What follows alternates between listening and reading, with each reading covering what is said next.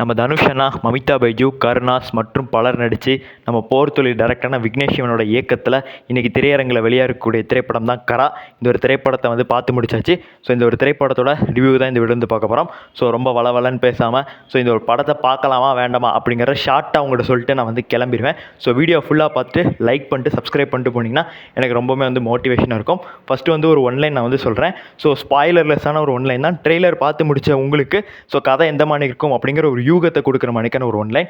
தனுஷ் அண்ணா ஊர்லேருந்து அவங்க அப்பாட்ட கேட்குறாரு, எனக்கு கொஞ்சம் காசு தாங்க, நான் ஏதாவது வேலை பார்க்குறேன்னு. அவங்க அப்பா என்கிட்ட காசு கேட்காத, என்கிட்ட காசு இல்லை, நானே கடனில் இருக்கேங்கிறாரு. காரணம் என்ன அப்படின்னா, பேங்க்கில் இப்போ தான் லோன் வாங்கி அதிலே நான் இப்போ பெரிய கடன்காரன் ஆகிட்டேன். நான் மட்டும் இல்லை, நம்ம ஊர்லேயே எல்லாருமே இப்படி தான் கடன்காரன் ஆகிட்டாங்க அந்த மாதிரி சொல்கிறாங்க. அப்போ பேங்க் ஏதோ தப்பு பண்ணுது அப்படிங்கிறது தனுஷ் அண்ணா புரிஞ்சுக்கிறாரு. அதுக்கப்புறமா பேங்க்கை எதிர்த்து இவர் நிறைய வேலைகள் செய்கிறாரு. ஸோ அதுதான் மொத்தமான கதை. கடைசியில் என்ன ஆச்சு, பேங்க்கை எதிர்த்து என்ன செஞ்சார் அப்படிங்கிறதான். மொத்தமாக கதையை சொல்லிடலாம், பட் நான் ஸ்பாய்லர் ஆயிரும். ஒரு யூகத்துக்கு தான் நம்ம ஒரு ஒன்லைன் அப்படிங்கிறது சொல்கிறோம். இப்போ கதையில் இருக்கக்கூடிய பாசிட்டிவ் நெகட்டிவ்ஸ் ஃபஸ்ட்டு பார்த்துடலாம். ஃபஸ்ட்டு தான் கதையோட பாசிட்டிவ் அப்படி சொல்லி கேட்டிங்கன்னா, ஃபஸ்ட் ஆஃப் தான் உண்மையிலே சூப்பராக இருக்குது. ஃபேமிலி ஆடியன்ஸுக்கு பிடிச்ச ஒரு எமோஷ்னலான ஒரு ஃபஸ்ட் ஆஃப் சூப்பராக செதுக்கி வச்சுருக்காங்க. அப்படி தான் பார்த்தீங்கன்னா சொல்லி ஆகணும். தனுஷனோட ஆக்டிங் ஃபஸ்ட் ஆஃபில் வேறு லெவலில் இருக்குது. ஆஸ்கரை தூக்கி கொடுங்கடான்னு தான் நம்ம சொல்லணும். அந்த அளவுக்கு அந்த ஒரு கேரக்டருக்கு பார்த்தீங்கன்னா சூட்டாகி நடிக்கிறாரு. இவர் கமர்ஷியலாக கொடுத்தாலும் நல்லா பண்ணுறாரு, ஒரு எமோஷ்னலாக ஒரு ஃபேமிலி மேனாக பண்ணாலும் நல்லா பண்ணுறாரு. இவருக்கு என்ன கொடுத்தாலும் நல்லா இருக்குது, இவருக்கு செட் ஆகுது. அந்த எப்படி சொல்கிறது, உங்களுக்கு அந்த சீனில் பார்த்தீங்கன்னா இதை பண்ணலாமா வேண்டாமா, அவரோட நிலைமையில நம்மளை இருக்க வச்சுருவாங்க. அந்த ஒரு ஃபீலிங்காக அவரோட ஆக்டிங்கில் நமக்கு புரிய வச்சுருவாங்க. அந்தளவுக்கு அவரோட மைண்ட் வாய்ஸ் ஆகட்டும், டைலாக் டெலிவரி ஆகட்டும், எல்லாமே ஃபஸ்ட் ஹாஃபில் பார்த்தீங்கன்னா சூப்பராக பண்ணி வச்சுருப்பாங்க. ஃபேமிலி ஆடியன்ஸுக்கு ரொம்ப பிடிச்ச ஒரு தரமான ஒரு ஃபஸ்ட் ஹாஃப் ரெடி பண்ணி வச்சுருக்காங்க. அது ஒரு அட்வான்டேஜ். அப்போ செகண்ட் ஹாஃப் நல்லா இல்லையான்னு கேட்டிங்கன்னா, செகண்ட் ஹாஃப் கமர்ஷியலி ரொம்ப பக்காவாக இருக்குது.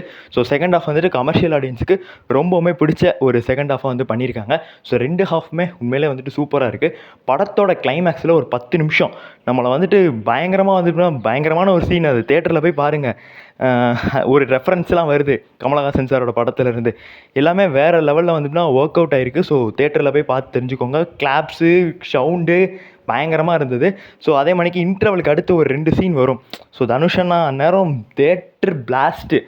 செம்ம. அந்த 2 சீன்லாம் வேறு லெவலில் தான் இருக்கும். Hoisting scenes. அதெல்லாம் பக்காவாக பண்ணியிருக்காங்க. அதுக்கடுத்து இந்த இன்டர்வல் போடுறதுக்கு முன்னாடி கரெக்டாக ஒரு 10 நிமிஷம் இல்லை ஒரு 5 நிமிஷம் இருக்கும். சீட்டோட நுனியில் உட்கார்ற அளவுக்கு சீனு அவ்வளோ எமோஷ்னல் ட்ரான்ஸ்ஃபர்மேஷன் செம்மையாக தான் பண்ணியிருந்திருப்பாங்க. இந்த அளவுக்கு பயங்கரமாக ஒர்க் அவுட் ஆகிருக்கும். இந்த ஒரு திரைப்படத்தோட 2ஆம் கதாநாயகன்னா அது ஜிவி பிரகாஷ் தான். ஃபஸ்ட் ஹாஃபில் என்னமோ எனக்கு அவ்வளோ ஒர்க் அவுட் ஆகல அவரோட எதுவுமே எமோஷ்னலாக. பட் செகண்ட் ஹாஃபில் பிரித்து எடுத்திருக்காரு. ஏடா மாற்றி சொல்கிறேன், எப்பவுமே அந்த ஆள் இந்த மணிக்கு ஒரு லவ் எமோஷனுக்கு தான் நல்லா பண்ணுவார், கமர்ஷியலுக்கு நல்லா பண்ண மாட்டாருப்பாங்க. ஆனால் நீ இப்போ மாற்றி சொல்கிற அப்படின்னா எனக்கு அப்படி தாங்க ஃபீல் ஆச்சு. உண்மையிலே கமர்ஷியல் பேக்ரவுண்ட்ஸ் எல்லாமே பிரித்து எடுத்திருக்காங்க. விஷுவல்ஸ் செம்மையாக ஒவ்வொரு விஷுவல்ஸுமே இது 90s நடக்கக்கூடிய கதை. அந்த நேரத்தில் இருந்தக்கூடிய பைக்கு, காரு, டாக்ஸி, அதெல்லாத்தையுமே காட்டும் போது விஷுவலாகவும் சூப்பராக நம்மளை மூவியோட கனெக்ட் பண்ணி கொண்டு போயிருக்காங்க. இந்த மணிக்கு மொத்த படமே சூப்பராக தான் பண்ணி வச்சுருந்தாங்க. இதெல்லாமே அட்வான்டேஜ். டிஸ்அட்வான்டேஜ் பார்க்குறதுக்கு முன்னாடி கேரக்டர்ஸோட பர்ஃபார்மன்ஸ் பார்த்துடலாம். ஃபஸ்ட்டு தனுஷ் அண்ணா ஆஸ்கரை தூக்கி கொடுத்துருங்கப்பா, செம்மையாக நடிச்சிருந்தார்.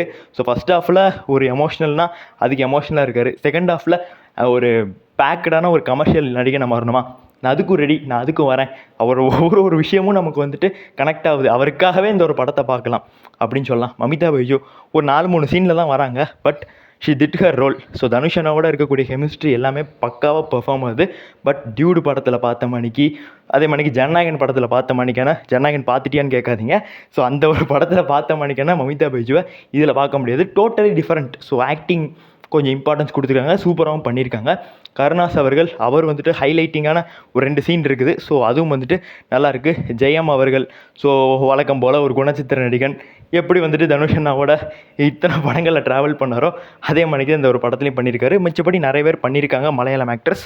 பட் அவங்க யாருன்னு எனக்கு தெரியல. பட் நல்லா ரோல் பண்ணியிருக்காங்க. அதில் எந்த விதமான ஒரு டிஸ்அட்வான்டேஜஸ் நம்மளால் சொல்ல முடியாது. படத்தோட டிஸ்அட்வான்டேஜ் அப்படி சொல்லி கேட்டிங்கன்னா, ஃபஸ்ட் ஹாஃப் தான். ஃபேமிலி ஆடியன்ஸுக்கு அந்த ஃபஸ்ட் ஹாஃப் பிடிக்கலன்னா, உங்களுக்கு ஃபஸ்ட் ஹாஃப் பிடிக்கலன்னா செகண்ட் ஹாஃப் பிடிக்காது. ஏன்னா ஃபேமிலி ஆடியன்ஸுக்கு ஏற்ற மணிக்கான ஒரு ஃபஸ்ட் ஹாஃப் இருக்குது, ஒரு எமோஷனல். அது கனெக்ட் ஆகலைன்னா போச்சு. பட் மேக்ஸிமம் கனெக்ட் ஆகிடுது. மேபி தான் சில பேர் கனெக்ட் ஆகாதுல, அவங்களுக்கு இந்த ஒரு படம் பிடிக்காம போகலாம். ஃபர்ஸ்ட் ஆஃப் கொஞ்சம் இழுத்த மாணிக்கு ஒரு ஃபீலு. ஏன்னா அவ்வளோ இழுத்துருக்க வேண்டாம் எமோஷ்னலாக. பட் ஓகே, நல்லா தான் இருந்தது. பட் அவ்வளோ வேண்டாமே, பிடிக்காமல் போயிடுச்சுன்னா. அதே மாணிக்கு மலையாளம் ஆக்டர்ஸாக போட்டு குமிச்சிருக்காங்க. தமிழ்லேருந்து யாருமே ரொம்ப பெருசாக இருந்த மாணிக்கு தெரியல. ஸோ ஒரு தமிழ் சினிமா இன்ஃப்ளூயன்சராக எனக்கு வந்து அது கொஞ்சம் நெகட்டிவாக இருந்தது. மிச்சபடி படத்தில் எந்த விதமான நெகட்டிவும் இல்லை. ஃபர்ஸ்ட் ஆஃப் கொஞ்சம் பண்ணியிருக்கலாம்.